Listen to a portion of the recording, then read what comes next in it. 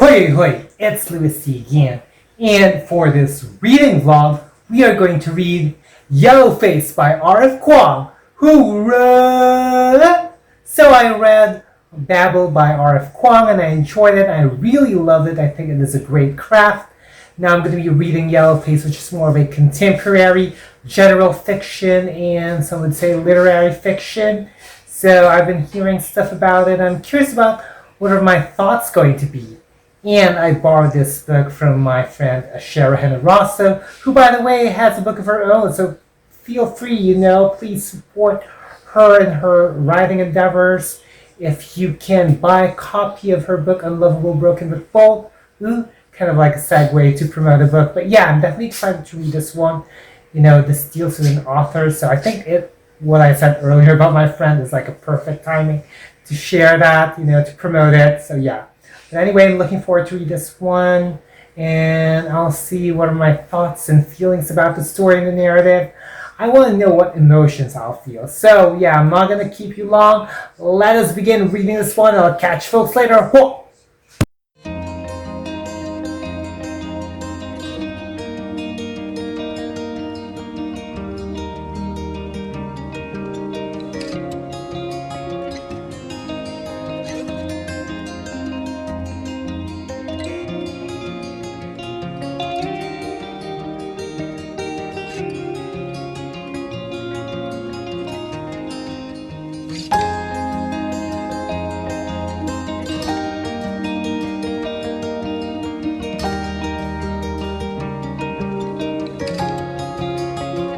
Here is a reading update for Yellowface by R.F. Kuang. Now I read more than 100 pages, and to me, when I first read this, when I was reading like June's, I should say, thoughts, I start to think of like jealousy, because like it's kind of like regardless of like race, it's kind of like, it's giving me like those when you see somebody else successful and kind of like you see them as like your contemporary, but they're getting more, and you kind of like bottle up all that jealousy inside. And so far it's giving me like, this is what I'm going through, this is what I've been through, these are the struggles that I made as an author, and this is like my villain story. So that's what I'm kind of like getting. And interesting characterization for Athena, because like she is quite like snobbish for me, or kind of like she's kind of like her own thing, that even like she's getting all these like critics, which kind of like surprised me in a way. It's like the way that Rebecca or RF was characterizing these characters is indeed the epitome of like what morally great characters are. Like you can see how June was struggling as an author, yet you kind of get it, but at the same time it's like you don't really agree with it. It's going to make you contemplate whether you agree with that or not. Like it's going to make you contemplate about June's decisions overall. And with Athena, about how she's going to be doing her own thing, and like I kind of don't really care about like if it pleases people, yet she's able to please people. She's like a best-selling author. And it does tackle about publishing. It's going to make you think about publishing, or media in general, because I kind of got like this sort of vibe where it's going to make you think, is showbiz like similar to publishing? Whichever country you're living in, it's going to make you think about that. And the internet culture is kind of like talked about here.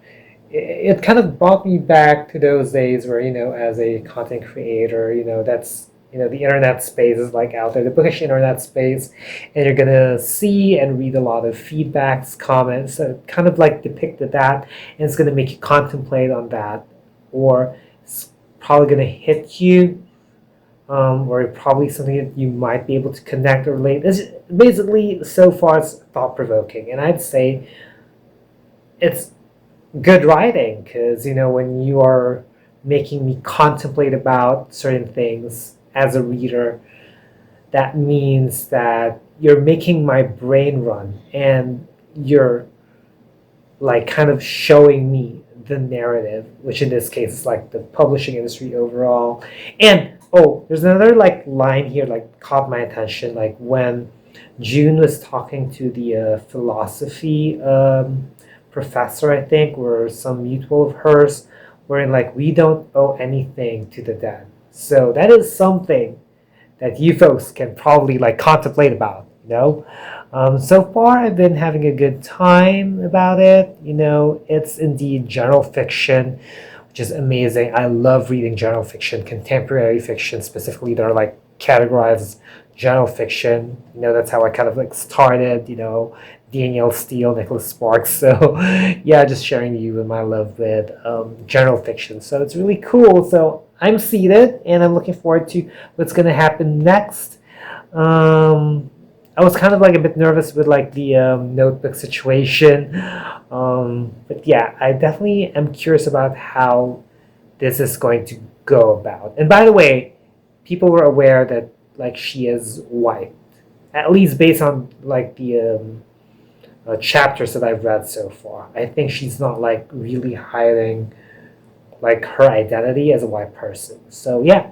But anyway, looking forward to know what's gonna happen next, how this story is gonna run, you know, basically like success, you know, and June's definition of success, which is probably a lot of people's like definition of success, especially like when you're in industries that like deal with craft, this kind of craft and people, you know, whether it could be writing or it could be music or maybe even like acting or any performance job, or maybe even someone to think like visual arts as well.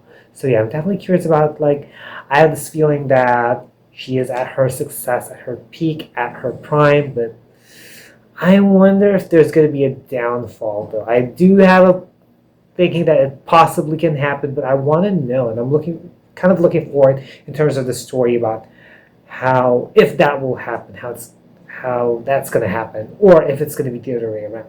Well, let's find out in a bit. So I'll catch folks later. Whoa. Another reading update. I read more than 200 pages of Yellowface by R.F. Kuang, and so far from the last pages that I read, it dealt with, of course, the usual internet culture. You know, we also get to see how, you know, June, you know, was involved in like allegations of stealing Athena's work, and there were also some revelations about the criticisms towards Athena's works and perhaps Athena herself. And it just made me think about like the day-to-day life of some of the authors we are in, you know, in terms of like the meetups, the events that they are like being involved in, like, you know, if they're willing to take it or not. You know, they kind of, some of them may have a say, some of them doesn't. Overall, like what I'm like getting so far is like, I feel like some of the things here are like parallelisms, or like there's truth to it to a certain extent. Like I'm thinking if like Rebecca was like, you know, thinking of a particular situation among her peers or her contemporaries, if like this actually happened. And you know, in that blackmailing scene, I was like seated, and you know, like I said, there's, I feel like there's, and I think that there's truth to a certain extent with these things that were happening, you know, from like the social media situations, you know, Twitter, or now called as X, you know, and all that stuff, and how, and you know, here's the thing though, it's kind of like Juniper or June like stole, you know, Athena's work. It's gonna make you think about that, like, you know, Juniper stole Athena's work, and while she's making plausible statements here, does it apply to the correct situation, or does she have the right to actually uphold those? Will those be kind of like those things where, I agree with that. That makes sense. So I'm just gonna run away and, you know, I'm just gonna take it and run away with it, you know, because yeah, it's gonna make you think like, does it apply to her situation? You know, the plausible things she's saying, like about, you know, rioting, especially rioting outside of your lane and all that. So yeah, and like I said, I was seated with the blackmail part. It's kind of like how, sometimes in certain issues, how some people, it's going to make you think about like how some people would, take advantage of like, tragic or all these like controversies, all these drama, and then kind of like, instead of actually genuinely like helping or speaking out, they use it to sort of profit for their own gain. If they don't get anything from it, it's like you're going to think like, are they still going to speak up about it? Kind of like that Athena Lu ghost, who turns out to be Athena's ex-boyfriend. hmm I was a bit confused at first because I thought like he was like Filipino or Asian, but like as I went through the passages, he's a white guy, probably like Spanish or Portuguese heritage. I mean, I may be right, I may be wrong. But yeah, there's just like a lot of parallelisms. And during those parts where June was talking about like how some of her like contemporaries or peers or colleagues might like catch up ahead of her, it made me think about like not just only like publishing or authors, but also probably some singers, actors, or kind of like people within like the creative or performing industry, where there's a lot of comparison, and I know, and even in other industries as well outside of the creative space, it also happens. Sometimes there's also comparison in like the corporate or office world or the non-creative spaces that we know, but it's kind of like really evident in the creative like spaces, since that's like an industry where a lot of us, if not all of us, most of us like get to have like sort of access to, or the way that they were packaged is kind of like um, it deals with personalities, and also the whole thing about fame, like being relevant.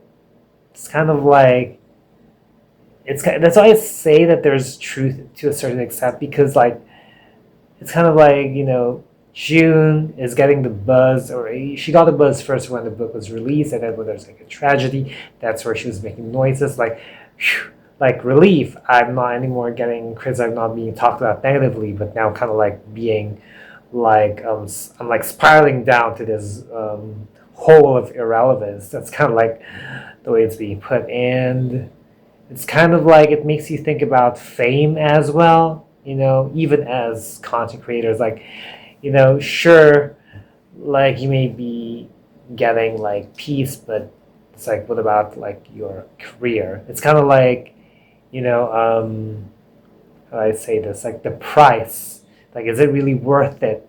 It's like you got to pick your poison. You maybe know, but you're more susceptible to like the what you call this, to the negativity or the toxicity. You may have peace, but you may not be able to like launch a career that like something about your soul like sort of self actualizes. Just made me think of those things. So I don't know, you folks, if especially for those people like that are content creators or like in the creative space, do you think or feel that way? But yeah. But anyway, with that, I'm gonna leave like before I head on to the next reading update, or like the next clips, whichever will come off in this reading vlog. I'm going to mention like a quote from Theodore Roosevelt. I believe this is associated with Theodore Roosevelt. Comparison is the thief of joy. And I'll catch folks later. Whoa. All right, I just want to give like a reading update of Yellowface by R.F. Kuang. Now, in the last pages that I read before, like towards the near ending, or towards the near end of the book, I'd have to say that the conversations, the dialogues were really thought-provoking, and at the same time, that scene, where June was talking to her mom, kind of reminded me of like Pay It Forward, where um, Helen Hunt's character had like trying to have this conversation, this tough conversation with Helen Hunt's character's mom. So it's kind of like the thing that kind of like made me think, and yeah, it made me think again about like fame. How the difficulties of actually being in it and kind of like not wanting to get out of it. That's like the thing that like made me think about when I was like reading the recent pages. And by the way, that scene where June was teaching in like an Asian American kind of like writing workshop, if I got it correctly. Dialogues were intense. That's what I meant when I said earlier about how the dialogues were like intense. And it made me also think about how, pain or something kind of like negative can like drive you more into writing. I hear that every now and then, whenever people think about or being asked, are they more inspired by like happy events or is it, through like sad things in life? And interestingly, it's kind of like the way that I, understood like the narrative. It's like June was like more moved by like the sad things in her life to like write, a new story and for her to like venture in her next project. And at the same time, she was still able to like mix, happy things, and still aim to have like that wonderful story. It made me think about some of the books that I read before that are kind of like, are they true to life? If you've been watching videos on my channel, you probably might have some guesses, but yeah. I'll leave it there. So you folks can just kind of like feel free to guess it down below in the comment section. But yeah, overall, I'm definitely looking forward to how this story is going to end and how things are going to unravel. I'm definitely curious about this. Like, it's kind of like I always say, this is like, I would say, a perfect story or perfect writing for like a villain story. Like, this is my villain era. This is my villain story. So yeah. I'll catch you folks later, and I'll probably have like my overall like quick thoughts about the book. I already finished reading Yellowface by R.F. Kuang, and towards the end, I thought that it was turning into like a supernatural story because of like, June seeing like Athena's ghost. I was like confused for a moment that I thought that this was already turning into a supernatural, fantastical kind of novel. But, the scenes got really intense towards the end, and like we get to find out who this person who's like hacking and pretending to be Athena. And with a little Photoshop techniques, that's what it was able to do. And you can kind of like really see here how like, society in general, particularly in this case, publishing, goes with the whole dog eat, very competitive kind of like nature of it. And yes, that's kind of like, like how jealousy, competition, whenever they mix together, it's utter chaos. And I was like really invested with the story. I was really seated. I was like thinking about, what's gonna happen next? Let me know what's gonna happen next. I couldn't wait. So that's why I was really like drifting through it. And at the same time, the narrative, for the most part, was really connecting with me. Like, it resonated with me. It was vivid. There were a few dull moments or confusing moments.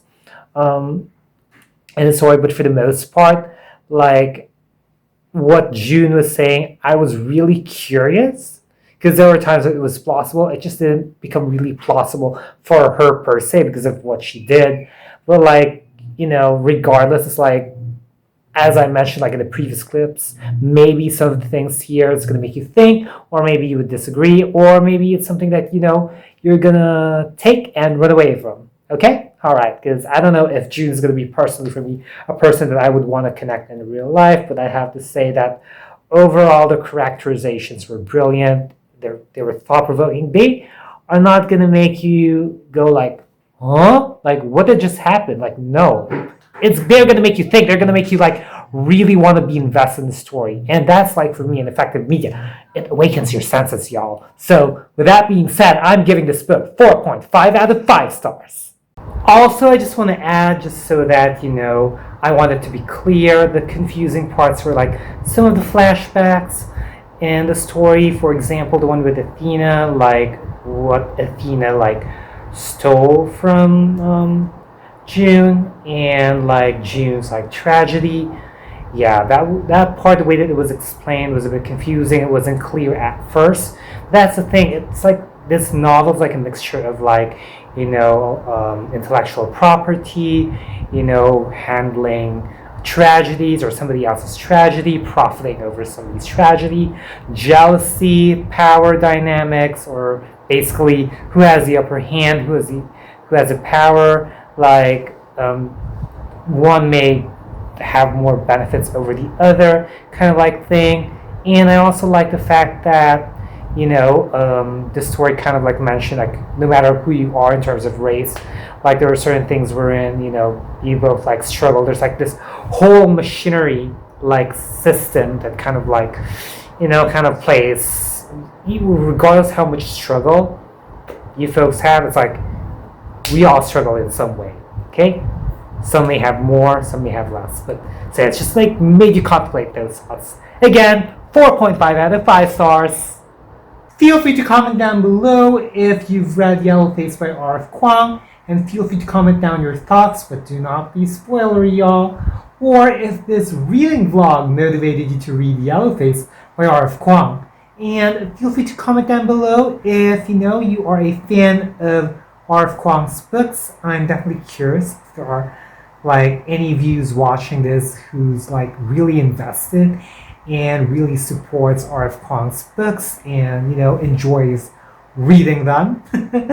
Yeah, so folks, that is it. If you've made it this far, leave a popcorn emoji, because I feel like I was eating popcorn because I was seated about like for the most part of this book, and I really enjoyed it. And I hope you folks enjoyed this reading vlog too. If you did, be sure to give it a thumbs up. Also, click that subscribe button and hit that little bell icon somewhere down there to keep yourselves posted about my videos.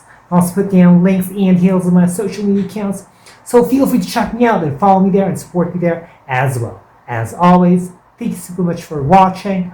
Always be thankful and unleash the reader in you. Bye, y'all.